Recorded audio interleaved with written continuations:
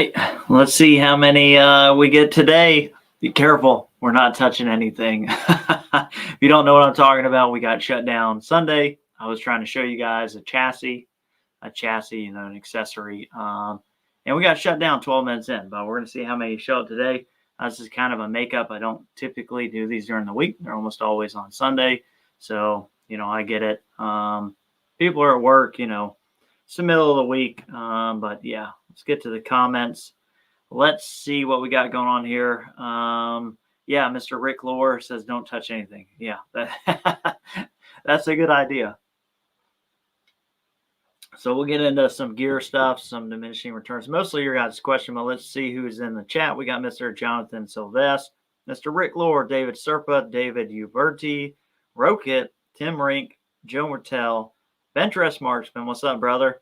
Back for more punishment. We got Mr. BFox87. Let's see. I think we already got David Uberti. Vance A. Mail from Ohio. Daniel Martin, Dennis Hoffman coming at us from Illinois. We got Mr. Chris Lang and Grant Brittain as usual. What's up, brother? Nice to see you guys. I think we got more and more people streaming in. Yeah, not touching anything. Well, I'm going to touch some things, but definitely not anything. Forgot the other day to talk about these. These are the Bushnell Match Pro ED binos. I'm not a big bino user, but these do have a reticle, and I did use them at the gap grind. So yeah, pretty cool. Yeah, show the chassis. The chassis is there.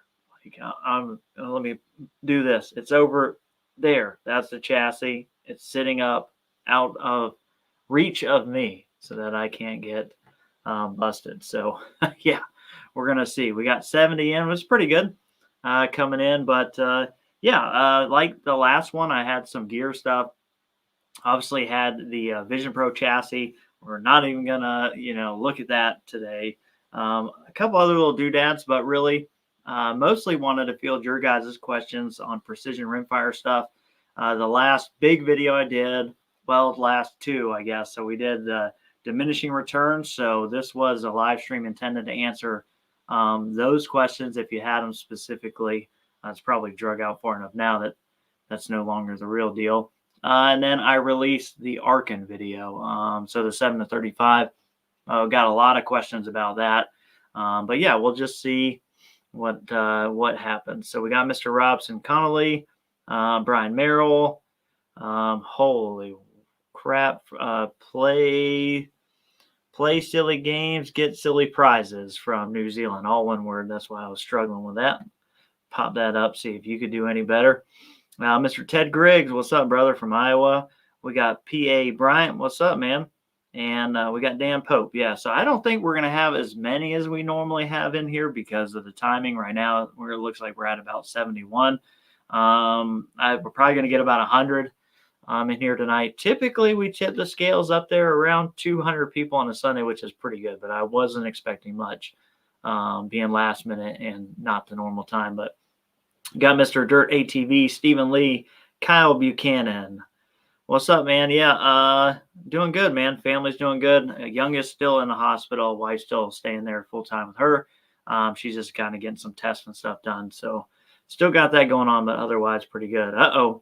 We got the old Red Rooster up in here, our Missouri native. We got Cushman, Eagle Rider, Arkin, or Midas Tac 5 to 25. Oof. Just based on PRS NRL, the turrets, those kind of things are better on the 7 to 35 Arkin than the Midas Tac is good. Probably has better glass, I would say, but the turrets and stuff are a little bit better, I think, on the Arkin. On the Midas Tac 5 to 25, I think you're getting pretty small, kind of dainty turrets almost. Like they are exposed turrets, but just kind of not what you would see in more expensive optics, and that's kind of what the guys at Arkin kind of have really keyed in on, is that you're not getting the best glass in the world, but you're getting everything else, like full size, full feature. So apart from not full illumination, obviously. But got Mr. Harry Grubbs in here. We got Dave Hiller from Montana. Got Mr. 2A Ninja. Just picked up 457 Scout for future builds. Thing's tiny. Going to let my son use it until the barrel comes in. Yeah, I was going to pick one up today, actually. I was on the way back. and almost stopped in and bought me a scout action, scout rifle to get the action, but held off. Decided to not blow all my money at one time. So yeah, we'll see. I kind of need another 457. Crazy enough, I got two. I need more apparently. Mr. Redneck Preppy had no idea to stream tonight. Fortuitous timing. Yeah, it was last minute, and you know how YouTube is on notifications. They kind of suck. Have you used Brux barrels? No, I really want to though. I want to get a Brux barrel blank because I've seen people use them, and Brux obviously is very well known. I've not used their blanks, which is one of the few blanks that I haven't used, so I'm kind of dying to. Let's see. So if you have to use one of the new budget barrels for 457 sub 500, what would be your go-to? I don't know. I'm going to reserve judgment on that until the L3i gets in because there are several that I haven't tested yet. I'm kind of curious to see how the L3i stacks up. That is in the mail as of today. So probably shipping tomorrow. So next week, by the end of next week, or the beginning of the following week, expect to see that review, the L3i barrel review. Mr. Fairview Precision, what's up, brother? We got Hemi DX. Nice. It's always nice when people do that for me. Give me the phonetic spelling. We got Mr. William Connolly. We got Mr. Nick Poe. What's your favorite chassis? Man, that is tough. I tell you what, right now, I'm pretty freaking addicted to the Vision Pro. I'm holding out. I'm going to test also the 457 variant, but I really like that Vision Pro. But there are so many great ones. It's like almost everything else. It's a preference thing, like Rimex versus Voodoo versus whatever, you know. But I've been very impressed by that. Let's see. I'm missing out. Getting a little bit more people in here, up to 89 comments rolling in. Have you used, Muller barrels. So I have, how many Muller barrels do I have right now? 1, 2, about to be 3. I have 2 right now. One on a Rimex, one on my CZ, and I'll have one on a Curtis coming soon. Let's see. Ordered a SEV AR250 front rest for my hair matches. Can't wait. Nice. I have no idea what that rest is, but it sounds expensive and fancy. Is the trigger cam worth it for training? I wouldn't go with a trigger cam for training because you don't need to see like the best, right? And what, little less talked about thing is that all these cameras kind of have to be like adjusted. Like if you're at 8 magnification and then at 28, like there's some playing there. I would get one of the phone adapters just because you have your phone already. It's going to be a lot cheaper. Strap on one of those phone adapters, and your phone typically does a better job of like it's not going to get the raw image quality that I think the trigger cam would, but phone cameras these days are really good and they do a really good job at auto focusing. So I would do that because for training value, you're just trying to see what you're doing. You don't need like 4K video, right? So save yourself some money. Mr. David Larson, waiting for an MTR. Anything I should do to get the best possible? So if you're trying to stay on a budget, at least get the Yodave spring, if not a whole nother trigger. Outside of that, just see how the gun is, see how you like it. Shoot what ammo you have through the barrel, test ammo, and just go down that route. Here we go. It's something. So Mr. Hemi DX says, thoughts on 21 Sharp. I'm excited to an extent about it. I think it's quite a ways out before we can see like people like actually doing something. I know like the ammo will slowly trickle out. There's probably be like 22 mag where there's only going to be, very few choices to get. Performance wise, I think it's going to do what it needs to do. I don't think it's going to outperform 22 match stuff in raw actually, just because like you won't have the amount of match ammo that we have to find that best combination. So I think it's going to be like a 22 mag or a 17 HMR, effective for what it does, but probably not going to make waves in the competition world. Let's see, you got Mr. Jonathan Sylvestre, Mark Barenbrock. Let's see. Also, not sure if anyone knows, Ultron released a 457 inlet on the Bud 3 U5. Yeah, I've talked, I've worked with those guys before. I'm waiting on the UD7 because that's like the viable one for me. They're a very lightweight chassis, but I like to have the option to balance them out. So it'd be cool seeing that in a 457 inlet, man. And we are going to see a ton of stuff coming to the market for precision. I think closing out this year, maybe into the next year, man, we're going to get there's going to be so much new stuff. Like it's going to be hard to keep up because there's just so much stuff pushed back. Let's see, Mr. Jetan Valet, maybe. I'm trying to be European here and failing miserably. I love my new barrel Green Mountain Ruger Precision Rimfire 22-inch twist 15. Nice. Yeah, Green Mountain was the absolute thing to do back when I first got into air guns like the Marauders and the 1022s. Let's see. Why is the Deuce so much better than the competition? Don't go playing games with me, Mr. J. Wellen. He's on my Discord. He has a Deuce Ultimatum, which is also another 700. It's a Canadian action. And boy, do I want it. It's on my hit list. We'll talk about that real quick, actually. So I own Rimexes. I've had tons of Voodoos. I actually don't have a Voodoo right now. I have a Curtis coming. I've had the Anshoots. I've had a bunch of different guns. I've got CZs, Tikas, all those things, Bergaras, Ruger Precision. But what I don't have is a Deuce Ultimatum.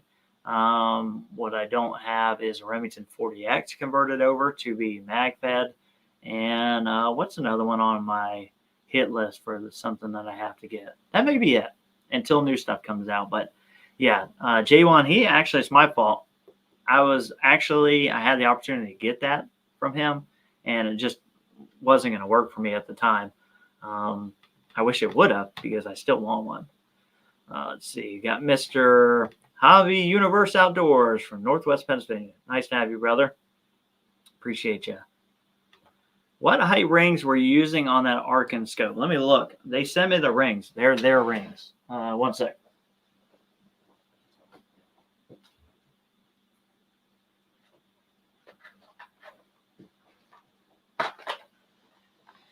I never throw packages away, and it's problematic. 126. So on the 7-35, I was using the titanium scope rings, which I think is basically the same material, but it has a little titanium piece that clamps to the rail. So, but yeah, Mr. Clay Kennedy. Yep, he's driving to PRS 22 Nationals in Missouri. So he's been on the road all day, been messing with him.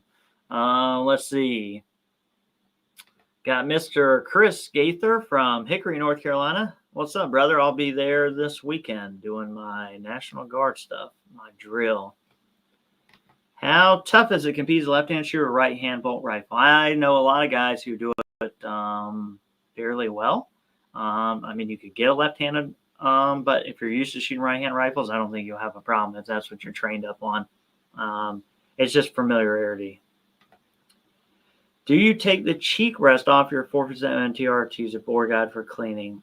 I have to loosen. So on the MTR, no, but I loosen the action screws, which is probably the worst thing to do because their action screws are terrible on the 457s in general. And I kind of prop the action up, and then I put the bore guide in, and it sits right on top of the cheek rest. That's what I do. But yeah, it's kind of a pain. Mr. Hair Grubs, there's one video I've seen on YouTube of the Savage shooting the Sharp 29. Didn't seem too accurate. Yeah, it's limited ammo, new stuff. I don't think it's going to be a crazy game changer with accuracy, but we'll see. When Big Brother cut you off, you were about to discuss, oh yeah, I can talk about that. Now, actually, I can't take it off where it is now because it's attached to something. Well, yeah, let me catch up on comments and we will get into SG Pulse. I'll tell you from my opinion, it'll be in the video too, but my pros and cons versus the MDT, the Senate level. But yeah, let's see. What's your favorite budget ammo for good results? SK Rifle Match, SK Standard Plus, those kind of things. And just for shooting, like getting in reps, the Norma Tac 22, which has been really cheap lately. Yeah, Mr. Brymere, oh no, we can see oh yeah. No, I did not forget to mention my lovely Springfield 2020. I did not. We got Mr. Central Art PRS. What's up, brother? I'll be channeling my inner Ginger Ninja this weekend at PRS Rimfire Nationals. Yeah, I highly encourage it. So SG Pulse, I can't freaking show it to you. Oh, what can I? Hold on. Yes, I can. Hold on. It's good. Don't freak out. We're going dark for a minute. Don't y'all freak out. Give me a second.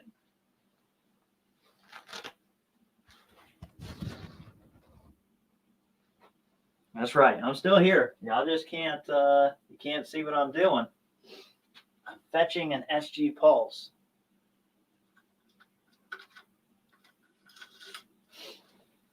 All right. Yeah. There we go.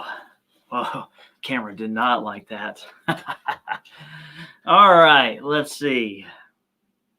SG Pulse. Pros and cons. So let's first get in. I use this in gap grind for practice day and for, wow, this thing's having a problem. Practice and for 2 days in competition. I never charged it in between. I did shut it off in between stages, but I never really had an issue out of it. It works really well. It's very easy to see. This is not even max brightness. It will just straight up blind you if you need it to during the daytime. It is app-based, so you don't have to worry about all the crazy things. You can get on the app, connect to it, put your rifle level, hit calibrate, you are done. Very easy to turn on and off. Rechargeable battery, of course, is always a good thing because those 1/3 inch batteries and the Senate levels just freaking, I hate those things. I hate replacing them, but it is a replaceable battery. So I would say the con of this is there's no manual manipulation. Like, it's based on an app. If you need to move something on this or change something on it, you're not going to if you don't have your phone in your app, right? So that, depending on, some people don't even bring their phone. Some people, their phone dies constantly when they're out of matches, those kind of things. The other thing I would say, where I would think the Senate level a little bit beats it, is you need training with this. You need time with this, right? Because you need to learn, without having to think that when it's red, I need to go this way. And when it's blue, I need to tilt the rifle this way. That's just going to take reps, but you have to keep in mind you're going to need to use it and build those reps so that becomes unconscious, right? The Senate level has like a line, dot, dot, dot, dot, dot. So it gives you kind of like a sweep. And then if you're using the ocular piece too, same thing. You're getting like a directional influence. And, so it's a little bit more intuitive. You could just slap it on a rifle and nobody having any experience with it could figure it out like really quickly, like without having to go, put a lot of time into training. And again, that's just a training thing and just, something that you have to learn, which is not a big deal. The only thing I would say that for everybody out there who's, atypical eyesight and everything, not an issue whatsoever. But if you're colorblind or have like, some scale of color blindness, you wouldn't be able to use this because it's a brick and it has a light. And if it changes and you can't tell the difference what that is, this will never work for you. So the Senate level, I would say, in certain circumstances for certain people, is still going to be the thing to buy. I personally like the Brant-Built ocular piece. I like that being up there. Do not mind this at all. And it's considerably cheaper. So the pick mount works really well on this. The M-Lock one, they need to redesign that. That thing sucks. And that's basically what the video will be. But overall, I mean, you cannot go wrong buying one. Just understand you just need to put a little bit. I'm talking a couple shooting sessions of time into it before this becomes second nature on which way to turn it based on the lights. And you will have a good experience with it. So far, like I said, the battery's been really good. You don't have to worry about recharging it out, shooting a day or 2 day match. You will be fine. And as long as you just, pay attention to it, set it up properly before you go, and manage your brightness based on the app and your conditions. I think you'll really enjoy it. Holy crap, I'm way behind. Let's see. Mr. Pocket Protecting, you didn't miss much. Mr. Chris Gaither, if you're coming to Hickory, you can swing by my dad's and use the MDT Gen 2. Devin, you only told me to offer it. He is waiting for a barrel. That's all good. I think I have one coming in beginning of next month. So I will be fine then. I have so much stuff to test and do videos for you guys. It's crazy. I have another chassis coming in already that I'm really excited to test for you guys and show. I've got the L3i barrel. I'm hoping to have the KI barrels. KI's kind of went a little cold on me. I was talking to them. They did reach back out to me. We were kind of like, they were needing to catch up. They needed some time to fulfill some orders. And I totally get that, but haven't really had like any real communication back from them in a while. So I'm not sure if that's still on or not, but if it is, the KI barrels, lots of stuff coming to test. I mean, and I can't even, really talk about a lot of it, but man, there's going to be, it's going to be a lot of cool stuff, hopefully.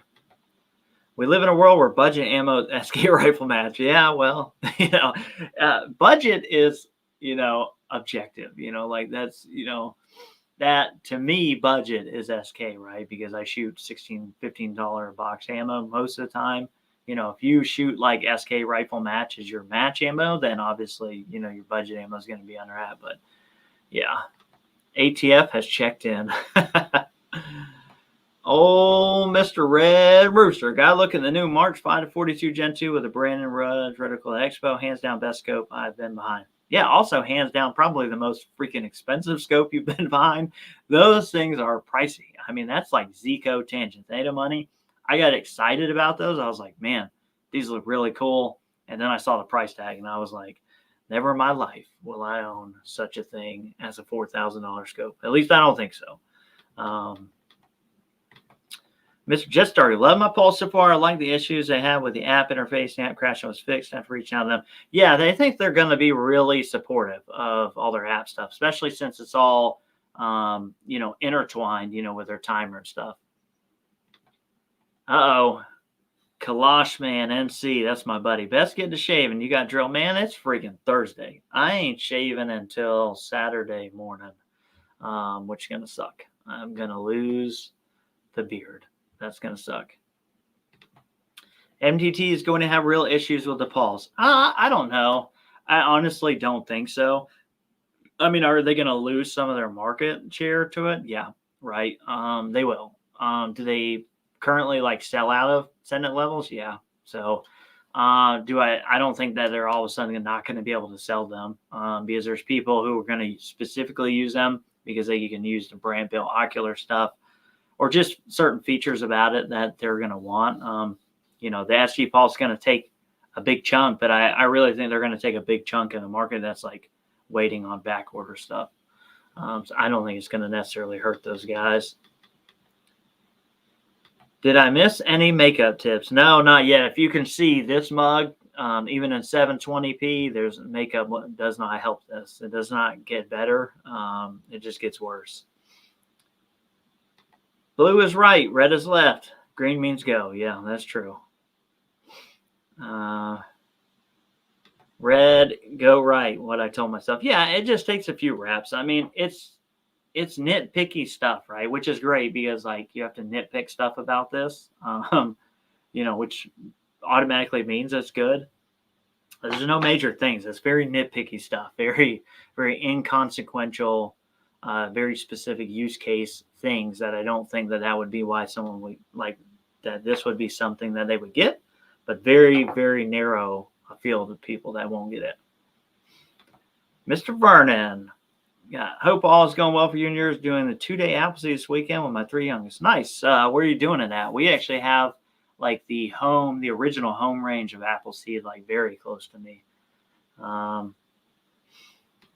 As I was saying last time, paired with a shot timer. Yeah, it is. A lot of integrated stuff that I don't even dream. I wouldn't dream of having time to do it, but I'm glad they offer it for people who are seriously getting into training really want to drill down on that stuff, that will help you do it. Pulse less intrusive regarding size of stent when mounted vertically is also confusing. Yeah, it can be. Yeah, I mean, I mount mine vertically, but I use the Brandt Bell ocular piece. So for me, it's really easy. Like I turn my scope away from the light. So that's how I have mine set up, which was nice because with the Brandt Bell, I can set it up however I want. So if it's like a light on this side, I turn my gun away from it to get to level this side. That's how what makes sense to me, and which is why I struggled a little bit. Is I'm not gonna lie, I just threw this on the gun, showed up with a rifle that I knew nothing about really, brand new scope, mount, everything, and just slapped this on and went. So it was a real good experimentation at the very wrong time, but. Let's see. Brandt Bell argue how's the only way to go to run a Senna. Yeah, that's true. It is. I mean, I still see people's mount them like on night vision bridges, like vertically. I think that works fine. Let's see. Mr. Isaac Lindenbach. I'm very interested in the L3I barrel. I already have a Littleger 21. Just don't know if it's worth trying something else. I'm just chasing the dragon. Probably chasing the dragon, but the video shall reveal some, not all, but some. Josh, as recall, you live in North Carolina. Were you affected by the recent hurricane? And are you and your family okay? Yeah, we're doing good. We are just like an hour or two east of basically the major flooding. Like, Ray at X-Ring, those guys are up in the mountains. A lot of those guys got hammered really hard. We fortunately basically got some rain, and that's pretty much it. We got really lucky. I'm starting to like Discovery Optics over Arkin. I don't know. I have the Discovery for the 7-35 versus what I have on Discovery. I would take that 7-35. It's way smoother. And I like the turrets a little bit more on the Arkin. I think most people's beef with the Arkin is the reticle, but because I use some Leopolds with the PR2, which is also like quarter mil, it doesn't bug me. I'm actually almost kind of drifting towards liking that quarter mil better than the 210s. Because me personally, I don't shoot and like make like 1 or 2/10 corrections when I'm shooting. I'm basically making corrections very like Wild West. Like I shot, it missed just off the plate. I was holding center. I'm going to hold left edge of the plate, and I just make my deal. And if I'm holding over, if it's like 1/6, I do find it helpful to be able to just go down 1, and then you got a half, and then bam, you're right there. That's just me personally. A lot of people do like the 2/10, and that's why a lot of people don't like that reticle. What's up, Mr. Paul Lavallée? Hopefully I didn't butcher that. He's from Canada. What's up, brother? Oh, crap. I didn't go. Dang it. You guys are outrunning me. Where's the cool chassis from the past live stream? It is right there. It is. I tried to like put light on it. I can't touch it. Don't tempt me. Oh, he's in Idaho Falls, Idaho. Okay, so that's where you're doing yours. Nice. What's your thought on the Hammerley? I have no thoughts or experience with the Hammerley from what I've seen. Kind of a non-starter. For not a lot more, I think you just get into a CZ or something that is very reputable. Ton of aftermarket support, and I think that's kind of where you should go. Make an impact. Oh, that's the old L3I boys there. I'll have a 40X conversion to show at the finale. Hey, here is your chance. There's 168 of you on here. Well, 167, including that is L3I. Now, instead of emailing me and pestering me about when the Stinger action is coming to me to be tested, like now pester them. Like we should all bug the crap out of L3I right now while we have them on the live stream about when they are going to get the Stinger action for testing out here. Because you guys have been blowing me up about it. And I do not have the answer because you guys blow me up about it. I, in turn, go to them, ask them. And that vicious cycle goes round and around. But they're here now, so let's bug them. I did see the new sister company, Arkin, offers it $2 million. Yeah, I actually sent them an Instagram message today because I was trying to see how similar things were. I saw a lot of people were talking about it on the 7-35 review, and I'd be I mean, if it's just a straight up, like if it's the same scope with a different reticle, there's no point in me even looking at it or to review it. But yeah. Bob was always glad you are back so soon. Want to ask you, your partner with the gap. So I got assigned an amateur. I went in place of a Bushnell guy. So I shot as a pro for Bushnell. Let's put huge air quotes. I shot as a pro at my first center fire match, PRS match ever. And I am terrible with names. But my am was a really cool guy. He actually is like a sponsored shooter, does coyote hunting like on film, and had worked with the Bushnell guys before. So he was my am. He brought like a 12, 14 pound carbon fiber barrel rifle and 22 arc. So definitely like a guy who hunts a lot, doesn't shoot at all, like matches really ever. But we had a lot of fun, and I'm terrible with freaking names. I'm the worst with names. I have to actually look it up. I feel bad. But that's just me. I will forget a name quick. But yeah, let's see. Think I'm going to order the DNT 7-35. You can test out and ship it back to me. The 0.2 hash marks seem better for me shooting out to 250. Yeah, I mean, you don't got to send, like, I can get one from them. I'm almost positive of that. If there's enough interest or whatever, I can reach out to them and get a scope to review. Like, that should not be a problem on that end. It's not like it's an super expensive scope. Hi, Josh. We're going to be doing some more ammo testing on the Lilja 26 1.0. Yeah, I am super short on, I'd have to pan the camera. I am like struggling. Like, I'm on the struggle bus with ammo. Like, I'm not out of ammo, but I don't have like what I need to have to do ammo testing. So I've kind of like throwing the brakes on that. I need to ammo test a bunch of stuff, but like I'm waiting to get this Curtis in to get that finished out. And then I'm waiting on, I don't know, a great tax return, maybe something. I don't know. Yeah, I'm waiting on something, something to happen. And I need to get a bunch of ammo because I'm pretty short. Mr. Mike S., you were late to the party, but that's all right, brother. We got surprised. We got 156 people in here now. I'm really surprised. I'm going to be disappointed if you guys don't start beating up L3I in the comments about that, though.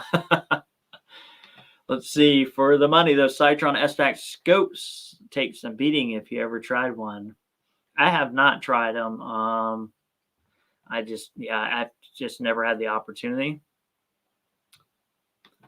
You have my permission to sign a giant get well card for your daughter when she's up and around, bringing her on for a few smiles. Yeah, she likes to mess around with me in the gun room. That's actually usually we hang out, and she'll sit on the other side where you can't see, and I got a bunch of like markers and stuff, and they color on the back of my targets and stuff and draw stuff. It's pretty cool.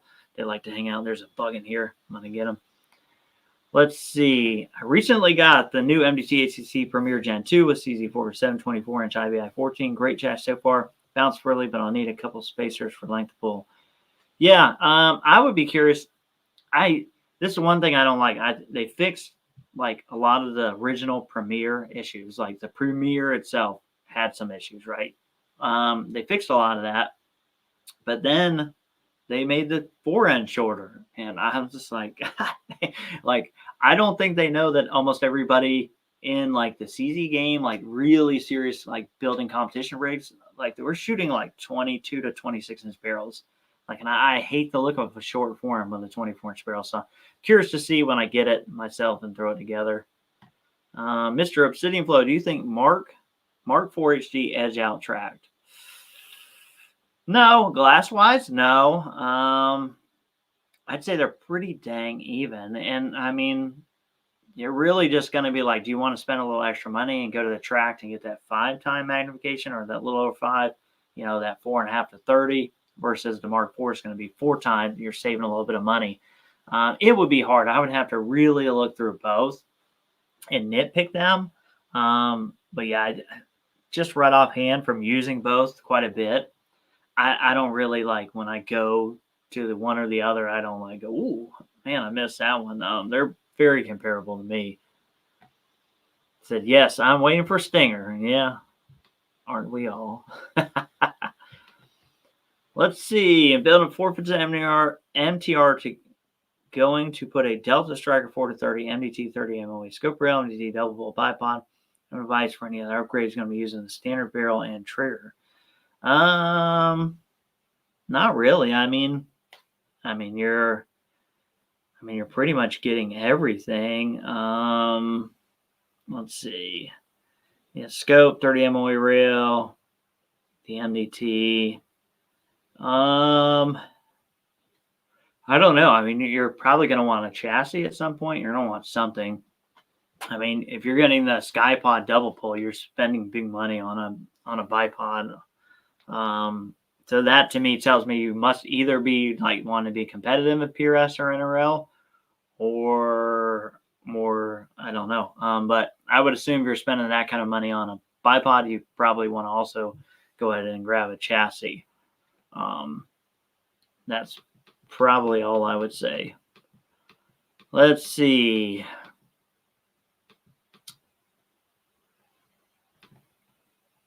Sure. Hi, Josh. Can you elaborate again on the Apex Rival versus Track Torque? I have Track Torque and compared against my Vortex Razor and my Rival X. To my eye, the Track is better. So I haven't seen the Rival X. That's a new one. I don't think there's anything optically different. When I had the Rival S and the Torque side by side, I really couldn't see much difference. You know, there may be a little variance scope to scope. The Track and the Rival to me were very similar, had very similar reticle design.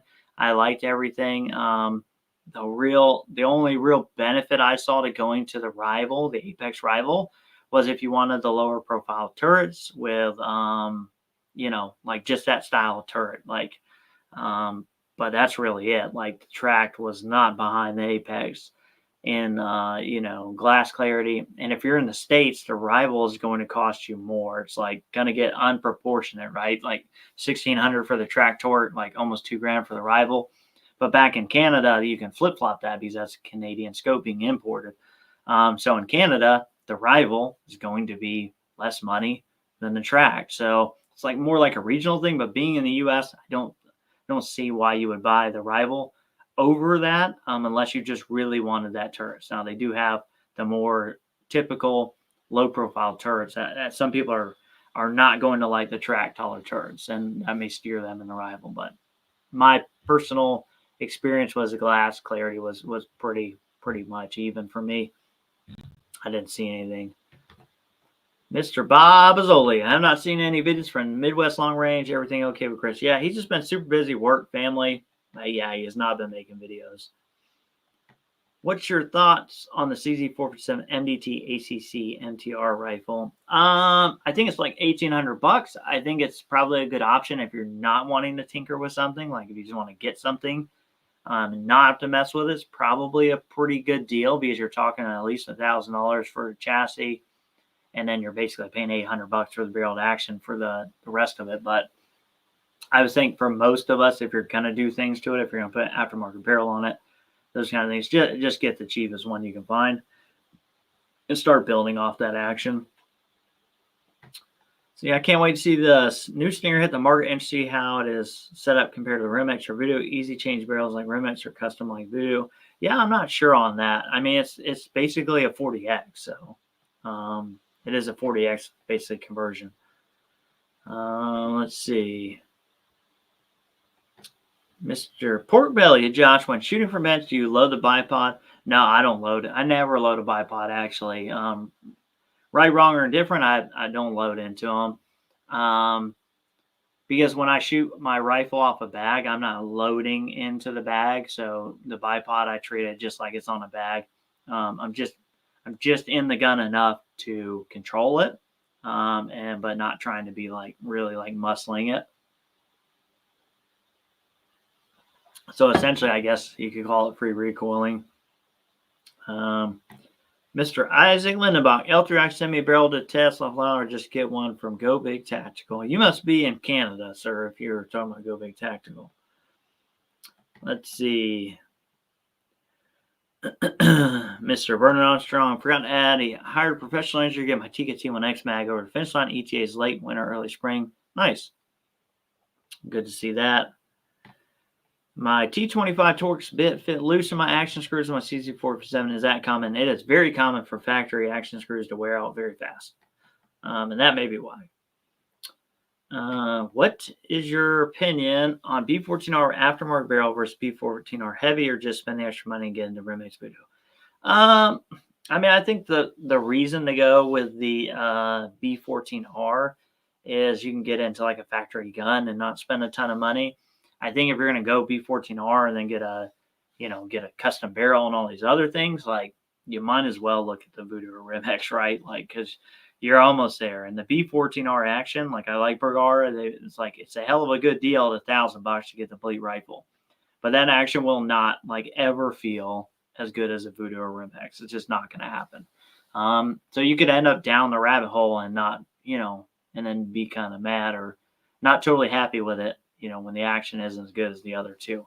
But, for $1,000 for the regular one, or the heavy is picking it up a little bit, but still not nearly what it's going to cost you to get in the others. If you're going to leave it like that, I think it's worth it. Let's see.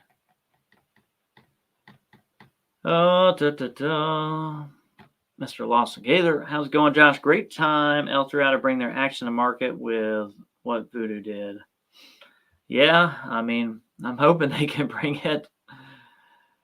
Day at the Range. Josh, can you tell us how your relationship is with Day at the Range after he purchased Ela Ultra because of you? Well, I don't think that was my fault. Like, I think I told you that it was going to suck, or that it had a big possibility to suck. So I don't know why you went all in to buy it before we shot and tested it. But actually, no, now I remember. I think you reached out to me about shooting it. And on the basis of you being a YouTuber and it being an interesting video, then yeah, that warrants it. Like, whether it shoots like crap or not is irrelevant, because you're a gun tuber, a Rimfire gun tuber, and people want to see what you think of it. So yeah, I mean, from my end, I would have given you the same advice over again. Like, you're a YouTuber, suck it up, Buttercup. Like, if it's something sucks, sometimes you got to shoot stuff that sucks to show your audience that it sucks, to warn them not to buy it. Kind of like Springfield 2020. But yeah, no, I think he's messing with me. We're all good. We like to give each other a hard time.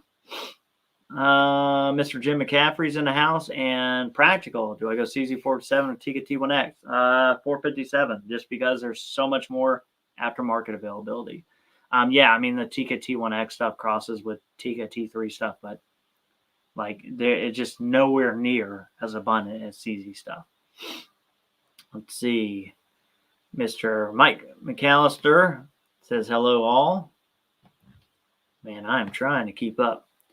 Considering grabbing the Loser 26x1 447, wonder if it be too much stress on the grub screw. No, absolutely not. Will not be too much stress on it. I run way bigger barrels than that with grub screws, and with way a ton of rounds, and I had no issues.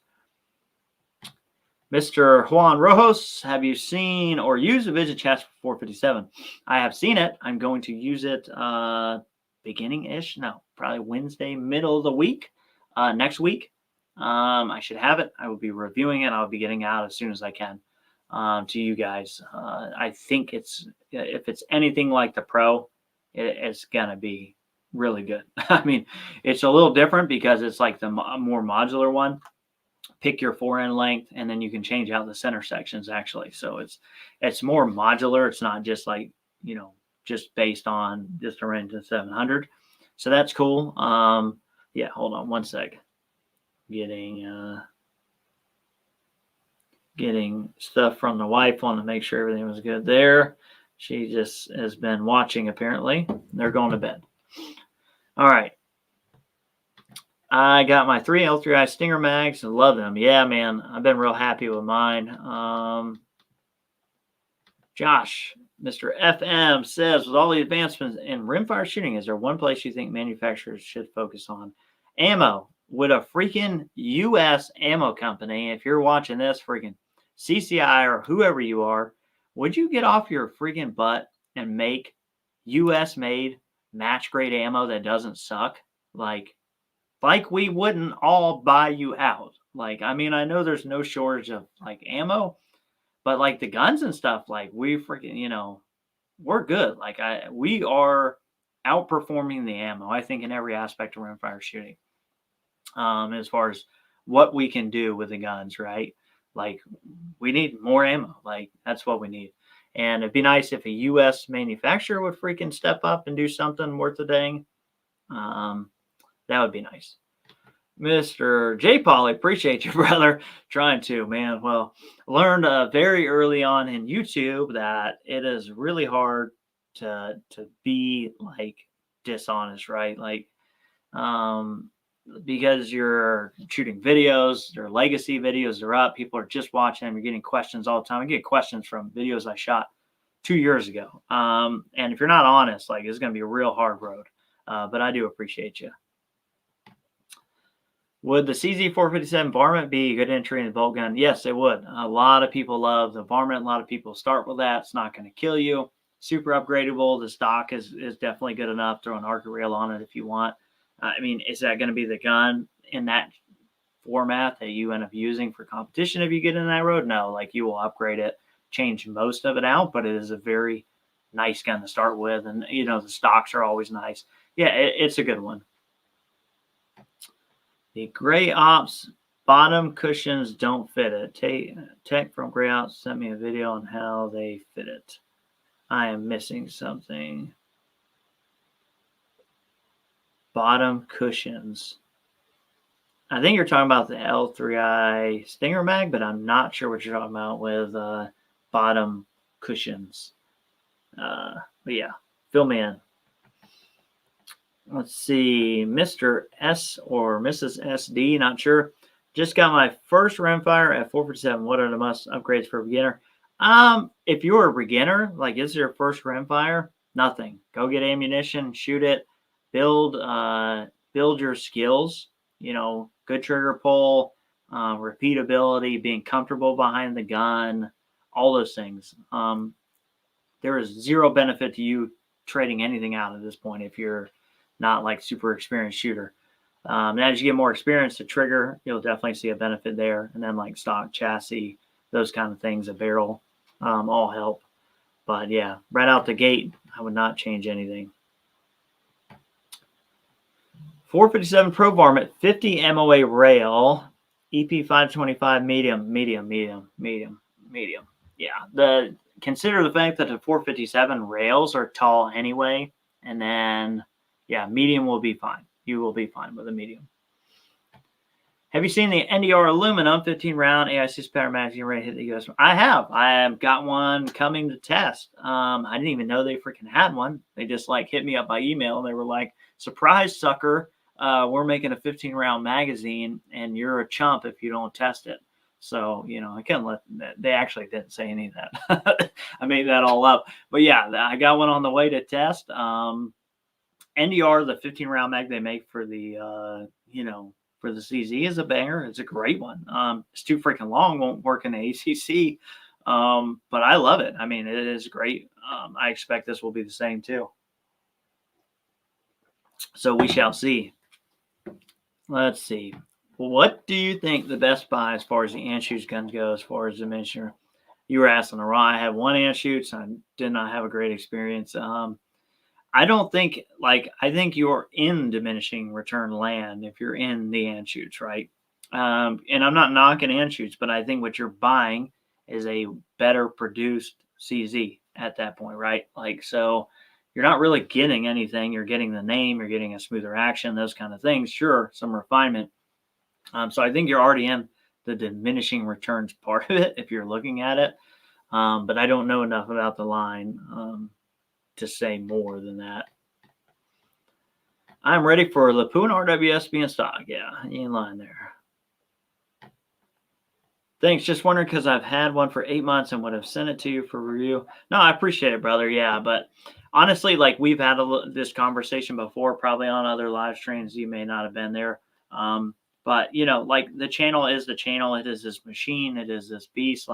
And A lot of people do offer that. One, there's a liability thing. Like I don't want to break or damage something that isn't mine, right?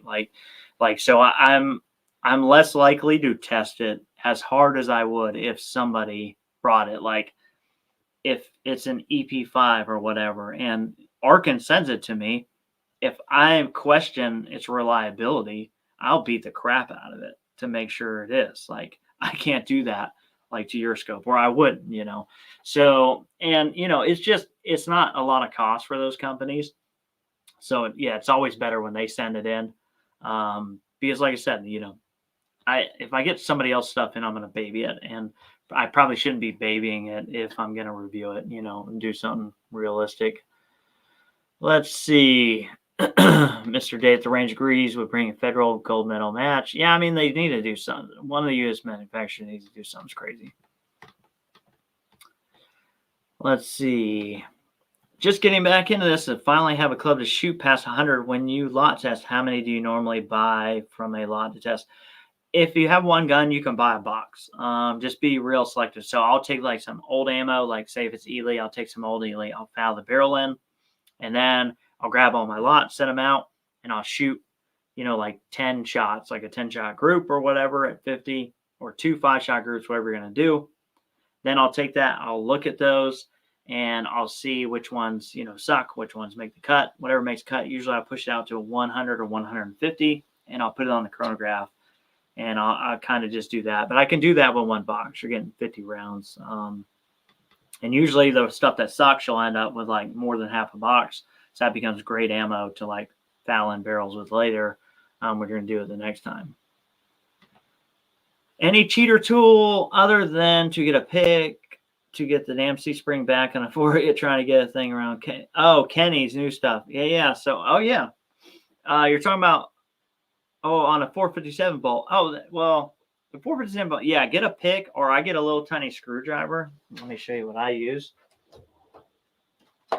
I use this little tyke right here, just like a little teeny tiny Klein. I just use that. You just need to get it over the second extractor slot. Let's see. Man, wish I'd get hit up. I've been eyeing them since I found them a few months ago, right? I hear you, brother. What barrel length would you recommend for an aftermarket barrel for 457? Mostly shoot long gun matches and very little PRS. Then it doesn't matter.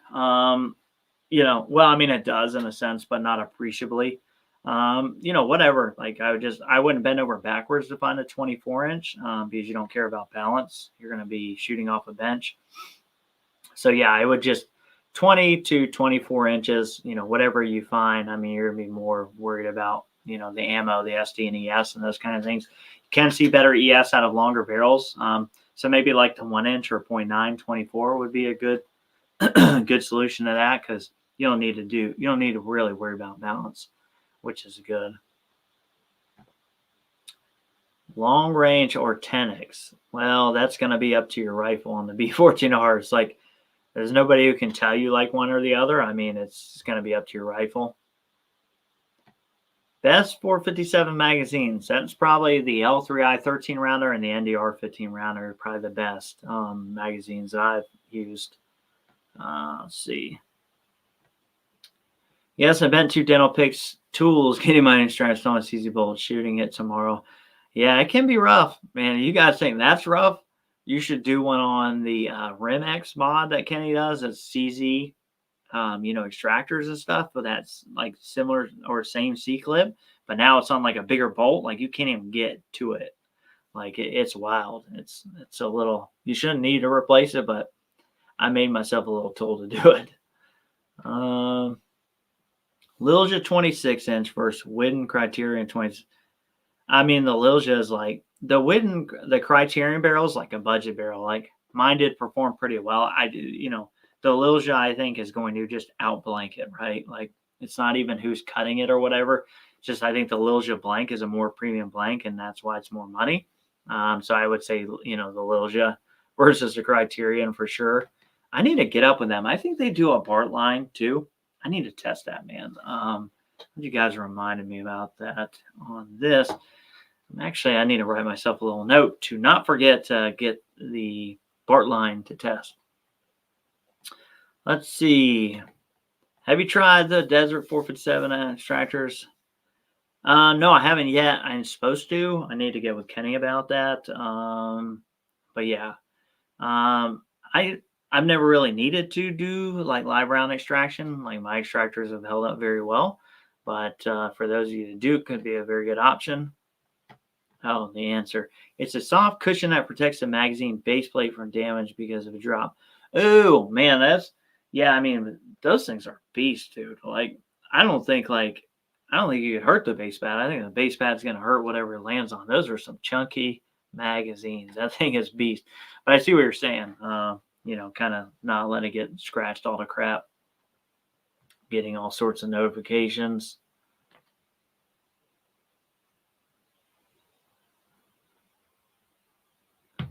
That was weird. Let's see. Which B14 shoots the best, your heavy barrel or the Modicam?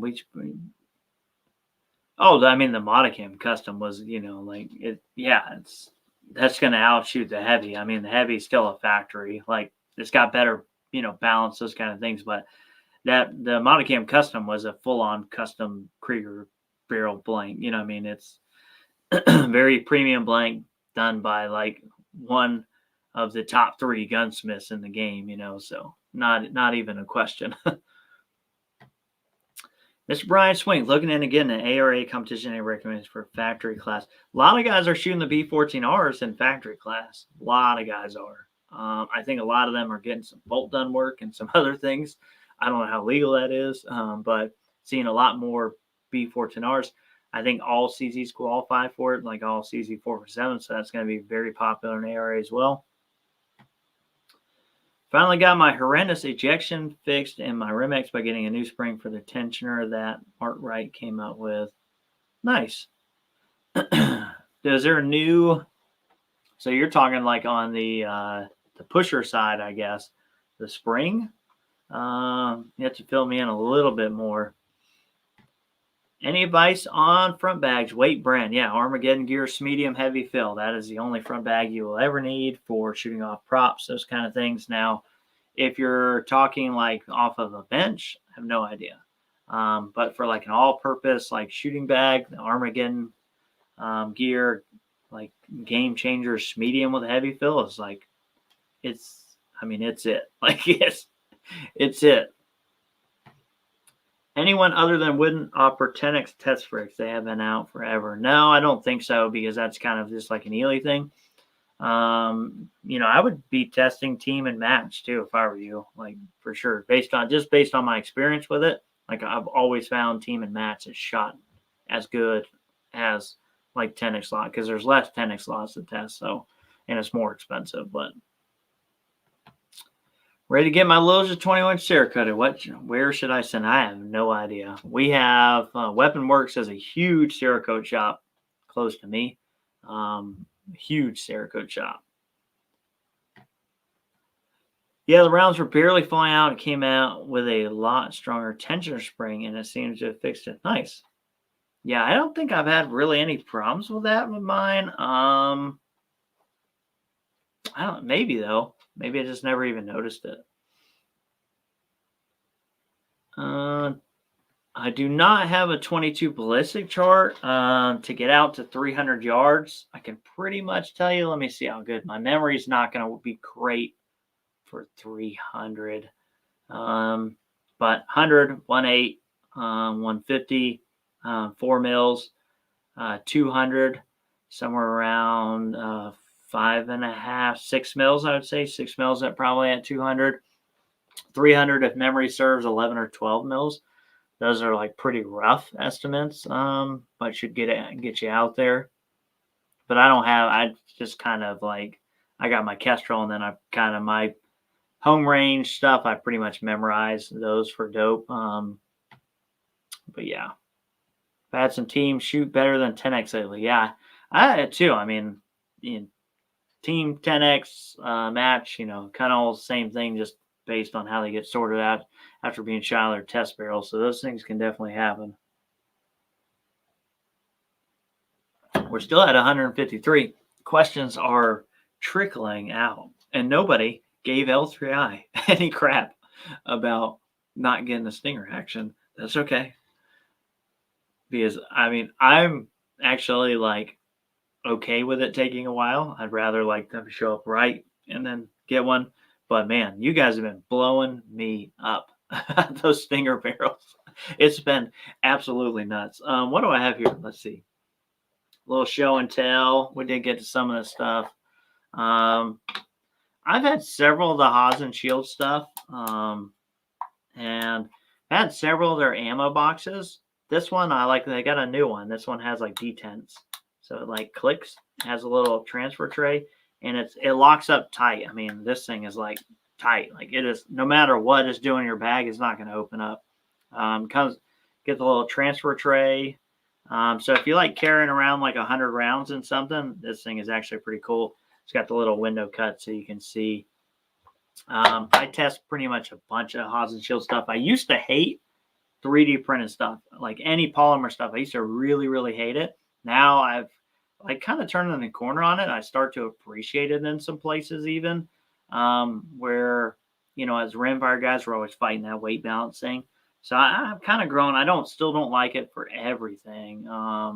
You know, like sometimes I still think it looks a little gaudy, if I'm going to be honest, on some apathy, depending on how it's done. But there's some things that have been pretty good. If you guys have seen me shooting the NBTHC Elite recently, that has a top cover that's actually like a 3D printed one, like the whole like Mirage shield, and it's worked out really well. It's been really good. Appreciate you, Mr. Practical. And J. Pauly 13.2 at 300s with 20 more out before. Yeah, that adds up.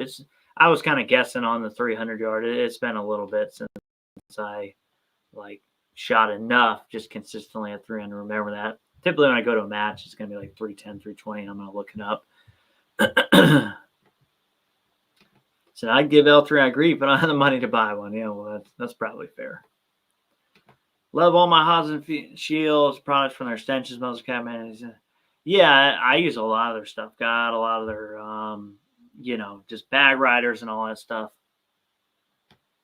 SD says, what happened with L3I? Nothing happened with them. I'm just saying, they have a new Stinger barreled action coming out. They released it at SHOT Show. And then they were kind of late. And everybody, like, has been blowing me up about, like, when am I going to get it? When am I going to test it? Like, I'm getting these emails probably every 2 or 3 days. But I'm saying to give L3I crap because I don't know when it's coming. Only they know. But you guys have been blowing me up about testing it, and I don't have the answers. Center X shot like SK Match. Are they the same bullet in case? Basically, yes. SK is a sister company to Lapua. Uses the same machine, same bullet, same stuff. Just a little less QA/QC, a little less stringent testing. That's why the price point's a little lower. Material also a little better than my original melted car. That is not good. Mr. Hugo Coatsy, evening. Do you think the Victor Titan cheek rest is a no-brainer for an MTR stock? I don't have the option to buy it in my home country. I am for work. Appreciate the channel. Yeah, I mean, I like having mine on it. I'm okay with like attaching stuff permanently to my MTR stock, even though, you know, it's that great looking wood. I am very much function like orientated. So I put QD cups in mine. Like I permanently attach the Arca rail. So if you're okay with that, like, then yeah, go for it. It's a good option. I did 250, 13X, 249, 246. I had the record in factory on Gateway Rifle and Pistol in Jacksonville, Florida. Just a few people have 250 in factory in all county. Nice. Let's see. I like having black. I like having a block. I'm guessing black Ely box for match ammo, red for 10X, blue for team, and a universal for whatever. Yeah, there you go. Why does my semi-auto like Lapua Midas so much when it's so expensive? Yeah, I don't know, brother. Who's got a $40 vertical grip? Well, that's easy, man. What's the name of the? Oh my God, I use their grips all the time. They're AR grip, but I use them on a lot. You can see them up there. Ergo grip makes inexpensive vertical grips, and I like the feel of them. They work really well. Oh, some of the mags are shipping with loose screws. Check them. Good to know. Let's see. A severe cold test between the EP520 Center would be especially interesting. Not all of us compete, but rather shoot toward hunting. Oh, you mean like as far as manipulating it, or whether it stands up in the cold? It's not even cold enough here to do that kind of stuff, but maybe in the winter I could like ice the crap out of them or something. I have both the 525 and the 735 now to do that. 450 MTR shoots, loves Lapua. Yeah, man, they're all gonna like thing. I have had a crazy luck. I like shooting Ely for various reasons, mostly the bullet color because I can see it in flight for PRS shooting. And most of my guns like it. I only have one, maybe I think I have one barrel that just kind of doesn't like Ely as much as it likes other stuff. But most of my barrels, and most of my custom Smith barrels, to be fair, I get them chambered for Ely. I asked the gunsmith to put a little more lead angle in it and a little bit more jam into it. Ely tends to like that. Mr. Brian Turner says manipulation. I can already tell you right now that the 735 is going to beat the crap out of the 525 because in my gun room, 70 degrees, it's twice as easy. The EP5s are stiff. The 5-25, they're stiff. The 7-35 is way smoother. It could change in the severe cold, but just on a basis of just the manipulation of the controls of it, everything is smoother on the 7-35. Everything. The turrets feel identical, obviously, but parallax, everything else is way smoother on the 735. Mr. Practical, up here in Canada, there's a real shortage of 22 long for parts, rifles, etc. Is the U.S. having the same issues? Well, I mean, as far as 457s goes, there's certainly less on the shelves and maybe changing slowly, but not for parts so much, I don't think. I mean, there's always been a super huge demand. There's more demand than production, typically in precision rimfire stuff, just across the board. But I don't think I've seen it significantly change in the last year or so. Let's see. Robbie Razor, thoughts on Match Pro ED versus EP5 for glass center? They're roughly the same.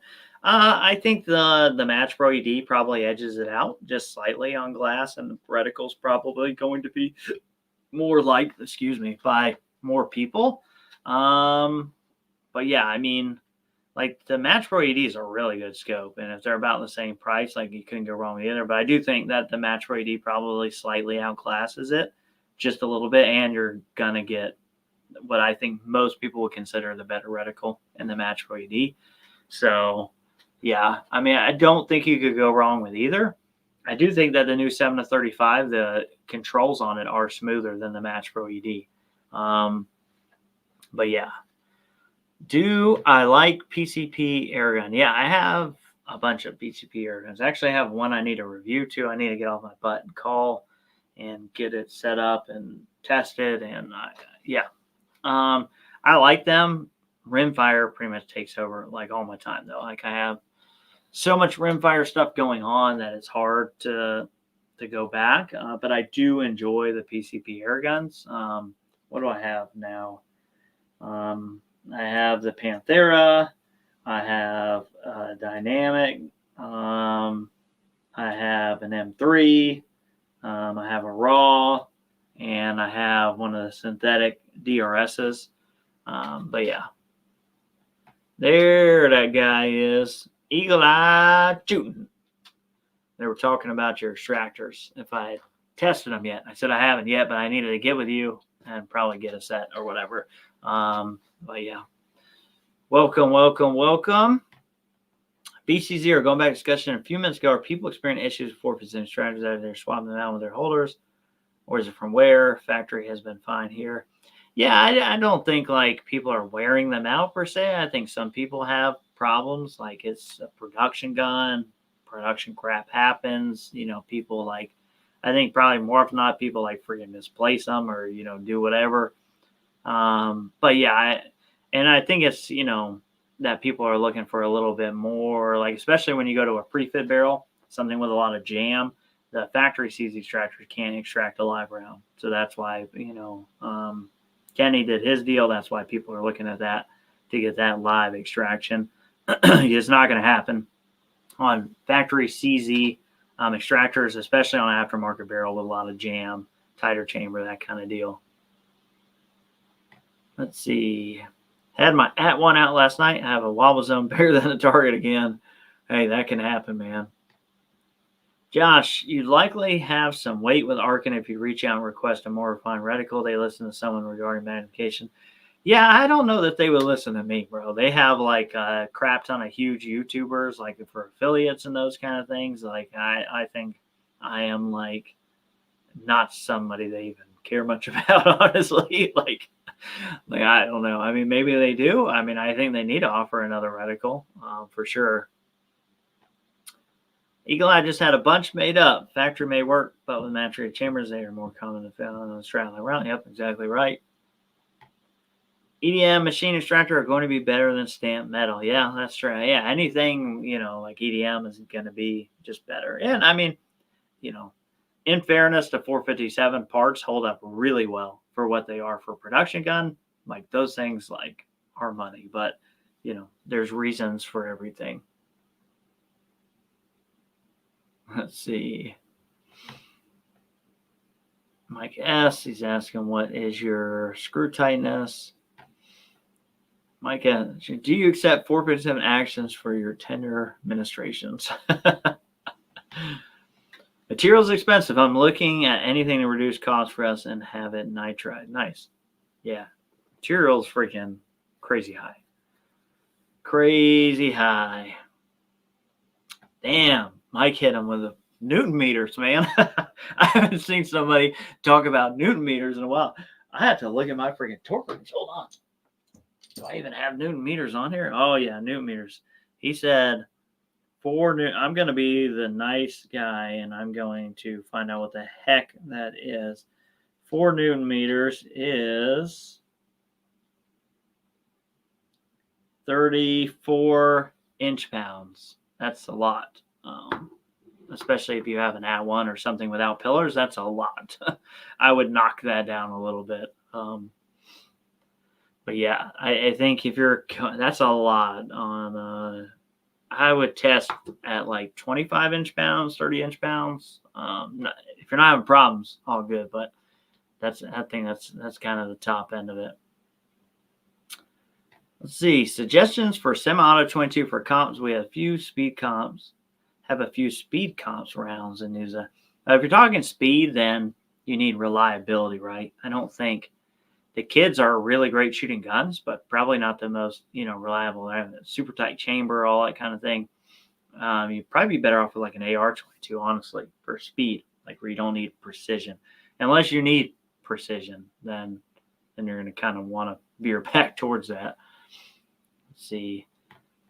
I'm a bicycle mechanic. Everything's in metric. Well, I guess that makes sense.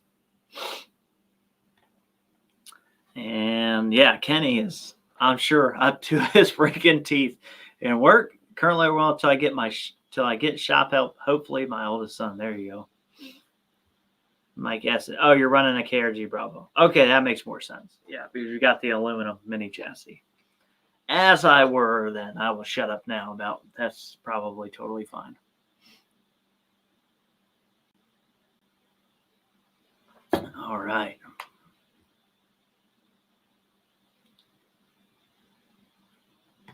Dan Pope. My guess has a lot. Mine is 23 foot. I hope you mean inch pounds, bro. Has the Garmin Chrono crushed all competition? Probably. Yeah, I mean, I don't own one still, but I already own like the FX True Ballistics, and it's a great chrono. If I were still like shopping for one, I'd probably get the Garmin because it's smaller. But yeah, it pretty much killed. I mean, it definitely killed Lab Radar. I mean, like, it killed the shit out of those. That is for sure. All right, so we're starting to dwindle down. Not a lot of people, still got 164 people in there. please ask any questions. Let's see. I will dig up some gear stuff. I did get this. I don't know. Haas and Shield sent me this. This, I believe, is for the Elite. I have not even put it on yet because I already have one for my Elite. But they are making these crazy bolt-on sections for the Elite. And the freaking texture on that thing is nuts. It's like, I mean, you could grate cheese with this thing. I don't really pinch the horn top rail, but if you were looking to get traction on it, holy crap.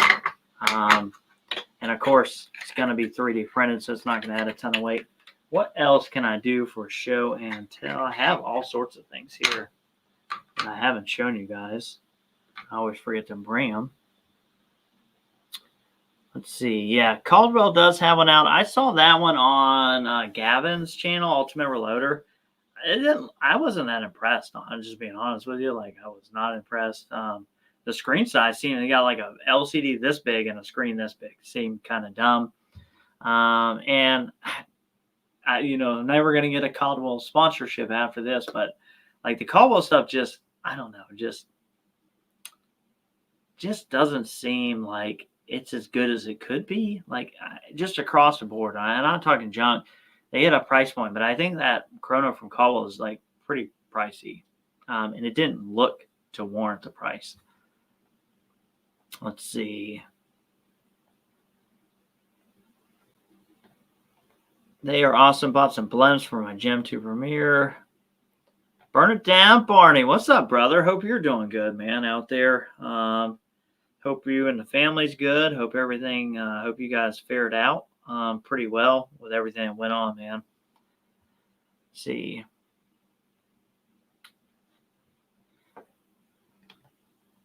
Do those top cover fit the Gen 2 Premiere? I don't know, but when I get the Gen 2 Premiere, I will try it and let you know for sure.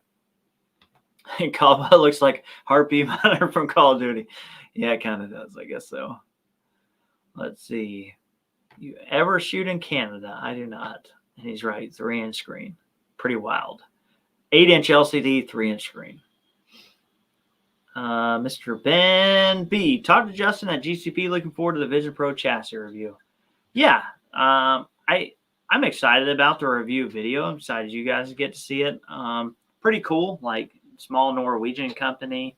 I don't think it's mainstream. And I think they're really doing a lot of good stuff. That they should be something that most people should know about. So hopefully more people will know about it after that. Let's see. Maybe not show the SG Pulse as it crashed your last YouTube live. Well, actually the chassis crashed that one. They actually pinpointed it in when they crashed it. They showed me like, hey, this point in your video is why we killed it. And it was the chassis for sure. Any ballistic apps that you would recommend? Honestly, like just whatever you can get your hands on for free. Use that till you get more into it and then get a Kestrel. I mean, you're not going to need like the most gee whiz thing. Just get whatever works for you, whatever's cheap or free, and then you'll eventually find yourself in a Kestrel if you're doing it long enough. They fit, but only 2. Okay. Thanks, Jesse. Appreciate you, brother. Which bog stand do you recommend for range use? Bog stand. I have no idea what the heck you're talking about. L3i. Stinger will be available fall of 2039. I've been talking chunk this whole stream, so I'm glad you were listening and come back and give me a ration of crap because you guys know I'm just messing with you. Use a spotting scope. So which one do you recommend? I've been using the Tract spotting scope, and everybody who looks through that thing is genuinely impressed, including me. And I've shot video through it. It's really good. Let's see. But yeah, really, really good. Yeah, Ballistic X is good. That's true. That's a good one to check out. Ballistic X for the for your ballistical stuff. Do you know what's happening with USA 22 ammo price future in New Zealand? They stabilized, but no going down. I have no idea. I don't actually buy like US ammo for the most part because it's more plinking ammo. Bog tripods. Why? if I'm using a tripod, I've been using the PRSTF tripod. It's the name freaking escapes me right now. It's inverted leg Dauntless, the Dauntless tripod. I've been using that, and I really like it. I actually use it. It's what my camera's on right now. It's what I record on. It's what I carry for the gap grind. It's just what I use. It's been pretty good. We have a proprietary barrel tend design that allows pre-fitting. Oh, I think you're answering stuff from like way back in the stream, which is good. I'm glad you're answering them. Till they make a smartphone with a wind meter, it's hard not to use a Kestrel. You're right on that. Let's see. Are we ever going to have accurate USA made long range? I wish, man. I mean, I've been screaming about it, but let's see. Is it Leon or Jeremiah? Let's see. And he answered, it's Leon. I run the YouTube channel. We got Leon on here. Let's see. If I could get my wife to do traveling, nursing, I'd come help you, Kenny. The semi-retirement 46 sucks. Plus, I hear the gold is good out there. Yeah, you ain't gonna have no time to pan no gold if you go out there and help Kenny. He's gonna work you. Great to hear prefits will be an option. For the price and value of tripods nowadays, I wouldn't recommend the bog pod stuff. What makes a long... not sure I understand the question. Are you asking what makes it like long range ammo, or like who makes long range ammo for 22? If you, basically all match ammunition is the long range ammunition, like high quality, low SD, low ES ammo, long range, like match ammo. That's what it is. Burn it down, Barney. Have you heard anything about the L3ICZ drop-in? Supposed to be shipping out sometime this month. Yeah, you missed it just by a little bit. Mine is en route. I'll be testing it next week and throwing up a video on that. Let's see. Mr. Obsidian Flow's price for a Stinger action set. What's it going to be? They are on here, so it's good that they can freaking answer that. Well, Pog, you're absolutely right. There's a bunch of dry pan areas where I am. Lots of dark sand areas. Nice. It could get you some gold mining in. I don't shoot ARA competition at 50 yards, but if I did, I'd probably be, I have that Athlon scope, and I'd be using all the magnification, like all of it, because my intention would be to read wind flags, like, out of my peripheral, and like be aiming as precisely in the center of the target as I could. But I don't shoot it, so maybe that would change. That's just what I think I would do, but I don't do it. So yeah, say the new Ely long range tire tolerances for production. No. So when you see long range on most rimfire ammunition, I'm just going to tell you the best way I can. Excuse me, like I don't normally like it's bullshit, right? Okay, like that's the best way I can say it. It's BS. It's a marketing thing, right? Most of the time it's faster, and because 22 long rifle is a very low BC ammunition, the faster you push it, the less wind stable it becomes. The less wind stable it becomes, the less good at long range it becomes, right? Like, why increase the variability or the amount that wind can play with your shot placement? Like, it doesn't make sense. So no, match ammunition, like low SD and ESs, like, which is basically more quality control and more consistent powder charge. Those things are what that is. Traditionally, you would think that like when it says long range, like, oh, this is better, higher QC. No, it's not. It's usually has a little bit more powder thrown into the mix, which again is not doing you any favors. So I think pretty much everybody who says like long range, like sorry, not sorry, Lapua does it, Ely do it, they all do it. It's all bullcrap to me. Like, because it's just ballistically not true. You can do a calculation in ballistic calculator and put in a constant wind at 300 yards, increase the speed of the same bullet, and the wind hold will increase. So, just is what it is.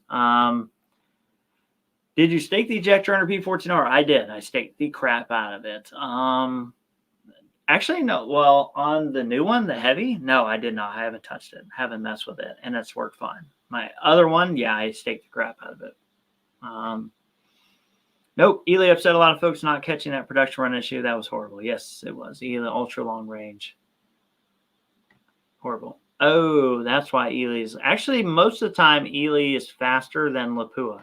I don't know why. It's Ely powder or whatever. Typically, Ely runs faster than RWS and Lapua. Just is what it is. But I do like my Ely. CZ barrel shipments were pushed 2 weeks due to some logistics with our suppliers, but the wait will be well worth it. Price on the action is not set yet, but it'd be the most affordable custom 700 footprint rimfire action. And yes, Jesse is 100% right. Pay no attention to Ely feet per second a box because they're high. Yeah, like whatever the box says, typically you can add like 40 to 50 feet per second, and that's reality. But yeah. Mr. Tesla K1, hi from New Zealand. Big struggle here to get match ammo. Yeah, I've heard that a bunch, man. It sucks for you guys. Yeah, it sucks. If you love your ammo at 50, you'll like it at 100 and may question it at 200. Yeah. Yeah, I see SE and ES become really important at 200, more so than raw accuracy, I think, sometimes. And make it work. Eagle Eye, can I come work for you? I have 40 years of machining experience. Uh-oh. Might have done a little matchmaker on here. Man, you're really killing should have come to me, make it work, and then I could have brokered a deal. I could have got like free extractors for life out of Kenny for bringing him a machinist. I'm just messing with you, obviously, but that would be cool if that worked out. My match ammo is 1052 on the box, 1106. What I'm actually getting, yeah, that's pretty accurate. Yeah, about 50 feet per second is what I see. On some barrels I've seen at 40, but mostly 50. Yeah, Mr. Pocket, you're screwing around, man. He came straight out and committed to it. You were kind of hem-hawing around the situation. Ask POA for his recruiting fee. Right? Yeah, I don't have one, unfortunately. I'm not set up to handle it, so I guess it's just going to be a freebie. We'll see. maybe like I don't know. We'll think of something. Set of extractors. How about that? We'll call it a set of extractors so I can test on the channel. That way people will quit bugging me about it. All right, man. Well, it's not freaking Sunday. We're up to 172 people. Any questions you got? We'll do this for a little bit longer here. I think as far as show and tell stuff, I got videos coming out on it. But let's see. Mr. Beaver Whisperer, Ely Team, 1073 in a box, 1120. Yep, that sounds right.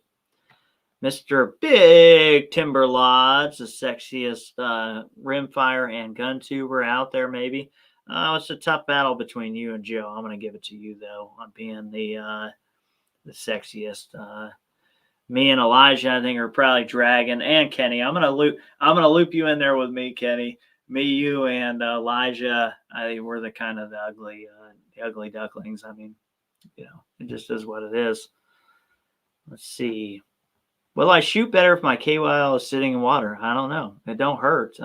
It sucks more when you freaking beat the crap out of it and it falls apart and you got to go fix it. Appreciate you, man. It's going away, though. It's I got one more day with it. I got to go to drill, so it's going bye-bye. Sucks.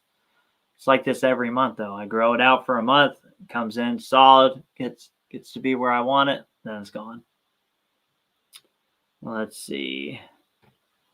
Suppressor or brake, and why? For 22 long rifle, neither, because I'm not going to mess with the harmonics in my barrel and have to play with stuff like that. On a center fire, I'm definitely shooting a brake because damn the people around me, I want less recoil. I want to see more through my scope. But for rimfire, I don't have no input. See you, brother. Appreciate you, Jesse. Thanks for showing up, man. Mr. Pedro, so I decided to get the CZ for his environment. What should I change out of the box, if anything? Maybe do a Yo Dave or something. The Yodave's super cheap, and just see how the gun shoots and let the gun make those decisions for you. If you like the stock, keep the stock. If you hate it, start looking at other options. See, test ammo on the barrel. That's not doing it for you. Look at a barrel. They test out of I think they test out of 26 to 28 inch barrels. Actually, it's pretty common. Gotta imagine that they're the European side of the world and Olympic style rimfire shooting, and it's pretty typical to have those longer barrels. Mr. William Giddens, just saw you on air. Greetings from Georgia. Big Timber Lodge, bro. Glad to see you're back. Good night. Thanks, brother. Appreciate you showing up, David. Early day for me. See you, brother. Thanks for showing up. Appreciate you. X-Ring posted today, said his family made it through a storm fund. Yeah, I did reach out to him and make sure they were good. How about the Ultimatum Deuce? That's on my wish list. You missed that earlier. A buddy of mine on my Discord actually has one. Had the opportunity to get it. Didn't. His actually seems pretty okay. I would love to have one, though. Will have one eventually. Got to get them all. It's like Pokemon. Got to get them all. So missing a Deuce Ultimatum. Apparently I'm missing the Stinger. Missing a Curtis, which that's being remedied. And then, yeah, whoever else comes out with something else. But yeah, I want to get them all. It's getting cooler here. One excuse not to get videos out. Elijah's been calling me out. Time to shut that gunny up. Yeah, dude, I have had zero time, and we have had like freaking. It's cooled off now considerably, but dude, this has been freaking windy, like gusting 20 miles per hour. It has been freaking rough. Thoughts on Cortina tuners? Tuners work. I would say if you're shooting ARA bench rest, perfect tool for the job. You can tweak on it. If you're going to shoot PRS and NRL, don't get one. I had too much variability with it. You're not going to have the opportunity at every range to tweak on it or to even zero check. So for me, PRS NRL 22, I'm running no tuner. It's kind of how I like to roll. If I was going to make a bench gun, like ARA, whatever, I would definitely run one. Josh, you kicked ass in the gap run. Well, I don't know about that.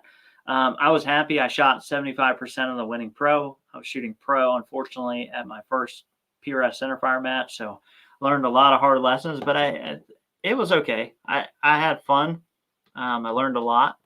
And yeah, so hopefully, keep learning. It'll be something that I'll do a little bit more as I go along. Yeah, appreciate you. Let's see. He's answering that. Mr. Whippler, what's up, brother? Haven't seen you in a minute. Nice to see you on here. Mr. Big Timber Lodge. That's the tip for the private show right after this. That's where I reduce one piece of article for every $1 that Big Timber Lodge tips me. You guys will not want to see that. Only he does because he's a freaking weirdo like that. But he's a handsome devil, so I'm going to do it for him. Mr. City and Flow Time family dinner heading out. Nice to see you too, brother. Yeah, it's getting a little late. What arc rail and bipod do you install on your stock 47 to take much modification? No, I put an area 419. I mean, you do have to drill it, so I had to drill it both directions. The area 419 comes with really good hardware. You will need some bits. A Fastener style bit from the inside helps. But yeah, so that's what I ran on it, and I, SkyPod double pull or my Atlas BT46 both work really well with it. Have no issues with any bipods on it. Let's see, I've got one of the Deuce Mags. Interesting design. Nice. I gave you props today in the video I posted, and Elijah threw shade on you in the comments. Hey, man, that's kind of what we do to each other. Don't worry. One of these days, I'm letting him build himself up. The more he talks junk, the more I don't answer, that I don't do it, the more confident he gets. But, I'm just sitting there waiting, like a freaking snake, just waiting. And then one day, he's going to let his guard down. I'm going to get him. So I'm going to whoop on him. Don't you worry. It's just I'm going to have to wait to get a little bit more time in my schedule and a little less wind. And then, yeah, we're going to whoop on some day at the range. We're going to whoop some day at the range. Booty on the channel. Don't you worry about that. Let's see. Have I tried long gone on go? Wait, I think you meant long gone yet. I have not tried it. Dude, I've been swamped. I only shot like 4 matches this year. Shot one, two, no, like 3, 2 PRS matches. Well, for Rimfire. No, I shot maybe 5 or 6. I have like had 0 chance. Mr. OGRR, didn't even see you in there. Thanks, brother. Appreciate you coming by. Why is there 0 RWS? I don't know. That is the question many of my friends are asking. Mr. Ninja Bread Man, missed it from the start. I have to rewatch. We probably didn't miss much, brother. Just a lot of me rambling, answering questions. May have been asked already, but opinions on stock versus chassis for NRL 22. I love chassis. It's a very opinion thing. Some people love stocks. Some people love chassis. I love a chassis. People who tend to like stocks complain about a chassis, like the way it feels when it's cold, when it's hot, whatever. I've never experienced that. I mean, I'm not shooting when it's 180, and I'm not shooting when it's -10. I'm pretty much a fair weather shooter. I'm going to be straight up about that. I can't really hide that fact. If it's crap outside, I'm probably not shooting, but I like a chassis. I've never had problems with it where I wanted to go to a stock for any reason. Do you run this weekly? Yeah, I try. I was doing it like once a month. I'm doing them more now because it's been more popular. People seem to enjoy it, so I've been doing them more. I wouldn't say weekly, probably bi-weekly is when I run them. What was your rifle setup for the gap grind? So I borrowed a 6BR from a buddy with a Fusion Action. But yeah, 6BR, Ace Brake. I ran it in the MDT ACC Elite. I had the Bushnell. I was shooting it like on Bushnell Squad in place of those guys, so they didn't send me a scope to shoot. I was shooting the, I don't want to mispronounce, so let me get it. But yeah, shooting a Bushnell Elite Tactical XRS3, which actually is like Japanese glass Bushnell. Really good glass on it, really good glass. 6-36, a little tighter than probably the competitive scopes that would be around it that cost a little bit more. It's a little bit tighter field of view, but other than that, I had really good glass. I mean, I was seeing my misses. I was seeing like hits and like edge hits and misses at like 900, 1,000 yards with that optic. So glass definitely did what it needed to do. What is a long, whoa, bro, whoa. Long gong is 300 yards you shoot. I don't know the rules per se exactly, but shoot at 300 yards. You get a bigger, medium, small plate. You have to hit the big plate, and it's worth less points. If once you hit it, you can move on to the next smaller plate for more points, or you can stay there. And then once you hit that one, you can move to the next smallest, which is worth the most points, or you can stay wherever you're at. But as soon as you miss, I think you have to go back to the big plate, work your way back down. Certain amount of rounds shooting it like in a series, and yeah, most points wins kind of deal. So a lot of guys are shooting that. Yeah, sure. He had his capture going. He was like, "You're gonna get me." No, I'm just kidding. I know it was a typo. We've had really amazing luck with fast ammo at 300 playing long gone. Best ammo shooting around 1130 to 1170. Yeah, I mean, it's all going to be what your barrel likes. Like ballistically speaking, the faster ammo is going to be more wind variable. Like it's just ballistically true of like the BC of the bullet. But I mean, it's just, whatever your barrel likes. I can tell you like my ammo, the match ammo at 300 that I shoot compared to like faster stuff out of my barrels is like considerably smaller groups out of my match ammo. What's a good budget spotter scope to record our range times? I mean, you're going to want to get the best glass you can. Like the more you spend on glass, the better it's going to look because now you're putting a camera through it, like you're compounding issues. So I don't know on the budget end, like the Tract is amazing. That's what I record through. I don't even consider it a budget spotting scope. Certainly not the most expensive, but it's kind of you get what you pay for with glass on that stuff. wait till he starts talking about the length of his rod and the cleaning technique. You're right. Appreciate you, brother. Yeah, thank you, man.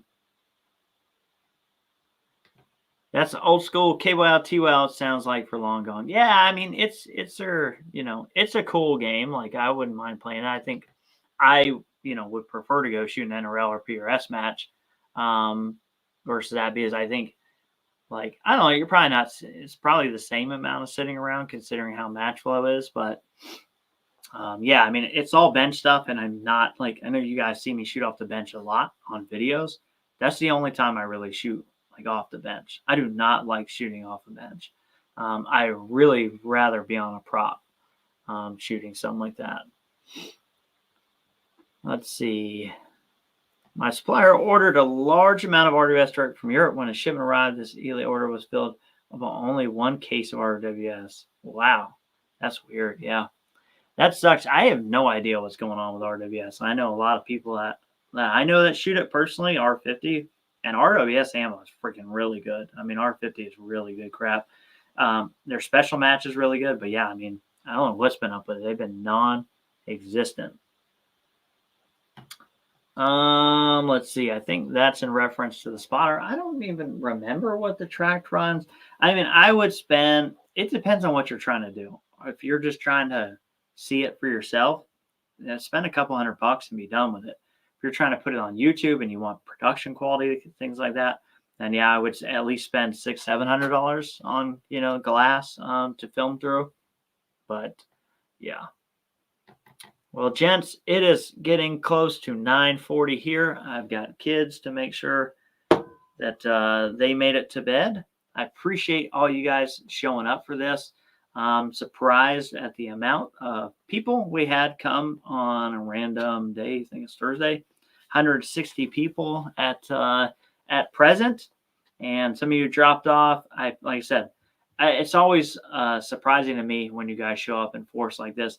I enjoy doing this. I will continue to do it at least every other week because we have a lot of fun. I have a lot of fun talking directly to you guys. It's a lot easier to answer questions on the live. And I think you're getting, like, I'm not having to text it out. We're not losing anything in translation. So I enjoy it. I hope that you guys have enjoyed it. Obviously, you guys keep coming around. I appreciate that. But yeah, that's it for now. Yeah, thanks for showing up, guys. We'll catch you on the next one. Thanks again. And we didn't get shut down this time. So thanks for YouTube for not shutting us down. We also didn't play with a chassis. But yeah, catch you guys on the next one. Thanks.